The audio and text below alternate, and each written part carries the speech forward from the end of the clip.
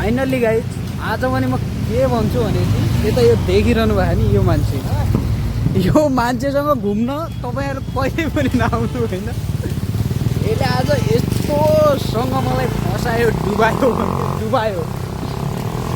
हामी चाहिँ यसरी मजा गर्दै नै अगाडि बढिरहेका थियौँ। हाम्रो नास्ता भनेको यही नै हुन्छ, कोल्ड ड्रिङ्क। बिहान उठ्यो गयो अनि हामीले खाएको नास्ता खाना चाहिँ यही नै हो। हामीले चाहिँ पालेपाल खायौँ। हाम्रो यता चाहिँ रहन्छ अगाडि, हल्का अगाडि गयौँ। हामीले चाहिँ छाता चाहिँ केही लगेको पनि थिएनौँ, हुन्छ भन्ने हामीले सोचेको पनि थिएनौँ होइन।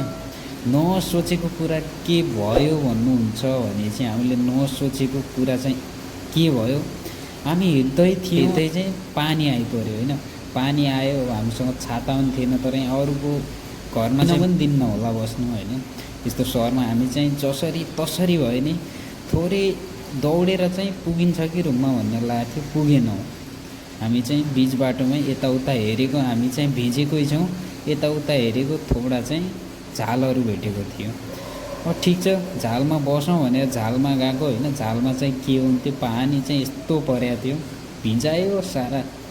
के गर्नु साथी, यस्तो भिजायो होइन। म साथी र म चाहिँ भिज्दा थाकिसक्यौँ होइन।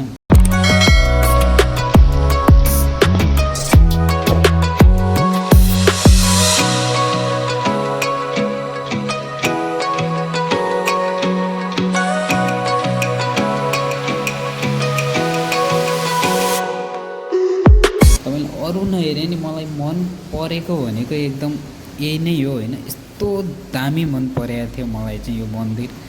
मलाई चाहिँ सायद भित्र जाने मन पनि थियो, यस्तो दामी होइन, यस्तो राम्रो यसको बनावट हरेक होइन। पूजा गर्न चाहिँ गइरहेको थिएँ, खोइ कसको मुस्लिमको हिन्दू कसको, हामी त हिन्दू पऱ्यो होइन। यो चाहिँ हाम्रो यता चाहिँ यस्तै थियो। हामी चाहिँ रात पऱ्यो, हामी 4 घन्टा घुमेका थियौँ होइन। यस्तोसँग खुट्टा दुखेर चाहिँ हामीले बाटो चाहिँ बिर्सिसकेका थियौँ होइन, कहाँ हो होइन। गुगललाई चाहिँ देखाएको लामो देखाइरहेछ, हामी चाहिँ बिर्स्यौँ, गयौँ, तर कहाँ गयौँ थाहा छैन होइन।